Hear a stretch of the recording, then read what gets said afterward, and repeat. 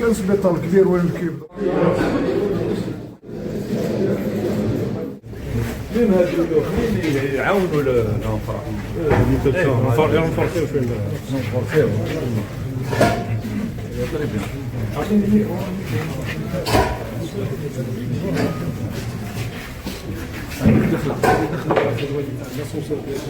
ديريكت مالاد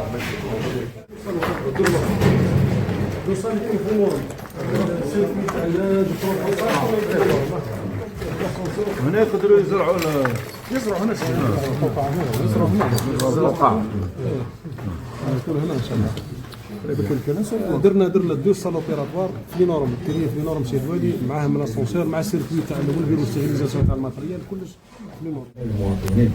المواطنين لازم ينتظروا هذه العياده اللي كان عندها دور كبير على مستوى العالم. واللي اليوم بعد اللي ولات بالنا قطب صحي تراخى وراح الدور تاعو. علاه؟ لابد نبينوا للمواطنين باللي هذه العياده راهي كانت قاعده ابوندوني، كانت مهمله، والاسباب نتاعها هي ما كانش ماخذينها بعين الاعتبار فيما يخص يعني الانفراستركتير، يعني كما نقولوا المرفق البنايه اللي كانت هشه، والبنايه نتاعها قديمه ما كانتش قادره تقوم بالدور تاعها. والمواطنين قاعدين يحطوا السؤال علاه هذه العياده اللي كانت عندها رمزيه اليوم راهي ماهيش تقوم بالدور تاعها ومتواجده في قلب المدينه. دونك اليوم بعد اللي سجلنا لها عمليه كبيره 3 مليار سنتيم ودرنا كاع الاجراءات، وسبب التعطل هنا وين تبين سبب التعطل هو بس درنا الاكسبرتيز. علاه؟ لان الانفراستركتير هذيك راهي قديمه وهشه، لابد نديروا الاكسبرتيز مع سي تي سي باش يعطونا هما لي زوريونطاسيون وين هما الحوايج اللي يقدروا يتكفلوا بها.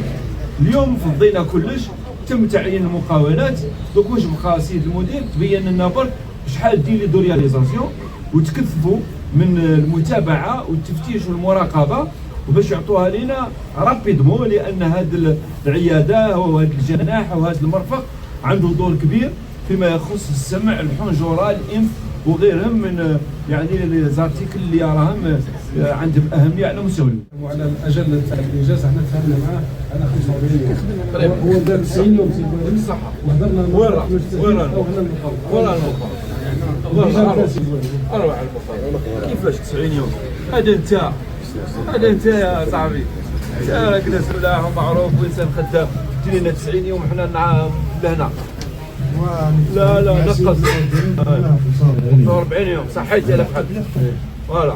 وقف ف3 فواويل الخدمه المتابعه وراه مكتب الدراسات، هي مكتب الدراسات توقف نتايا مع المصالح التقنيه نتاعنا رابيدمون ماذا بينا 45 يوم تبدوها لنا باش هكذاك يرجع لها الحياه ونرفعوا الضغط.